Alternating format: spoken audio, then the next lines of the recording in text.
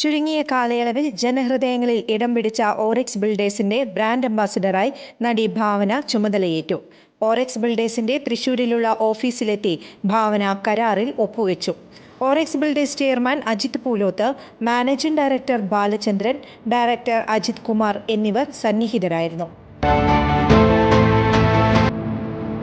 പ്രായപൂർത്തിയാകാത്ത ഉപഭോക്താക്കളെ ഓൺലൈൻ അപകടങ്ങളിൽ നിന്ന് സംരക്ഷിക്കാൻ പുതിയ സുരക്ഷാ നടപടിയുമായി ഇൻസ്റ്റഗ്രാം. 18 വയസ്സിൽ താഴെയുള്ള ഉപഭോക്താക്കളുടെ അക്കൗണ്ടുകൾ ഇനി ടീൻ അക്കൗണ്ട് സെറ്റിംഗ്സിലേക്ക് മാറും. 13 മുതൽ 17 വയസ്സുവരെ പ്രായമുള്ള ഉപഭോക്താക്കളെ സാമൂഹ്യ മാധ്യമങ്ങളുടെ ഉപയോഗവുമായി ബന്ധപ്പെട്ടുണ്ടാകുന്ന മാനസിക ആരോഗ്യ വെല്ലുവിളികളിൽ നിന്ന് സംരക്ഷിക്കാനാണ് ടീൻ അക്കൗണ്ടുകൾ വരുന്നത്. ചെറിയ പ്രായത്തിൽ സമൂഹ മാധ്യമങ്ങൾ ഉപയോഗിക്കുമ്പോൾ അവർ ആരുമായൊക്കെ ആശയവിനിമയം നടത്തും, അനാവശ്യമായ കണ്ടന്റുകളിലേക്ക് പോകുമോ എന്നൊക്കെയുള്ള രക്ഷിതാക്കളുടെ ആശങ്ക തനിക്ക് മനസ്സിലാകുമെന്നാണ് ഇൻസ്റ്റ മേധാവി ആദം മൊസേരി പറഞ്ഞത്. ഗുഡ് മോർണിംഗ് അമേരിക്കയിലാണ് ആദം മൊസേരി ടീൻ ഇൻസ്റ്റ ലോഞ്ചിനെ പറ്റി പറഞ്ഞത്. ആർക്കൊക്കെ അക്കൗണ്ട് ഉടമയുമായി ആശയവിനിമയം നടത്താനാകും, എന്തൊക്കെ കണ്ടന്റുകൾ കാണാനാകും, എത്ര സമയം ഇൻസ്റ്റയിൽ ചെലവഴിക്കുന്നു എന്നീ വിവരങ്ങൾ ആവശ്യപ്പെട്ടില്ലെങ്കിലും മാതാപിതാക്കൾക്ക് ലഭ്യമാകും. നിലവിലെ യൂസേഴ്സിൻ്റെ അക്കൗണ്ട് 60 ദിവസത്തിനകം ടീൻ അക്കൗണ്ടുകളായി മാറുമെന്നും മൊസേരി പറഞ്ഞു.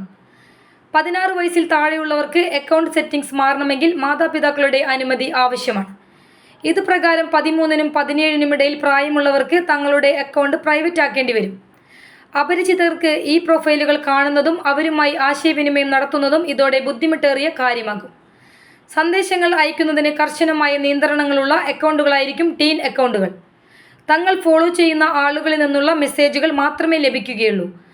ആവശ്യമില്ലാത്ത ഓൺലൈൻ വഴി ആളുകളുമായി ബന്ധപ്പെടുന്നത് തടയാൻ ഇതുവഴി സാധിക്കും. സെൻസിറ്റീവായ കണ്ടന്റുകൾക്കും നിയന്ത്രണമുണ്ടാകും. 18 വയസ്സിന് താഴെയുള്ള പുതിയതായി അക്കൗണ്ട് തുടങ്ങുന്നവരുടെയും നിലവിലുള്ള ഉപഭോക്താക്കളുടെയും അക്കൗണ്ടുകൾ അപ്ഡേറ്റ് എത്തുന്നതോടെ ടീൻ അക്കൗണ്ടായി മാറും. US-ലാണ് ഈ അപ്ഡേറ്റ് ആദ്യം നടപ്പിലാക്കുക. ശേഷം അടുത്ത 60 ദിവസങ്ങൾക്കുള്ളിൽ UK, കാനഡ, ഓസ്ട്രേലിയ എന്നിവിടങ്ങളിൽ ഈ അപ്ഡേറ്റ് അവതരിപ്പിച്ചേക്കും.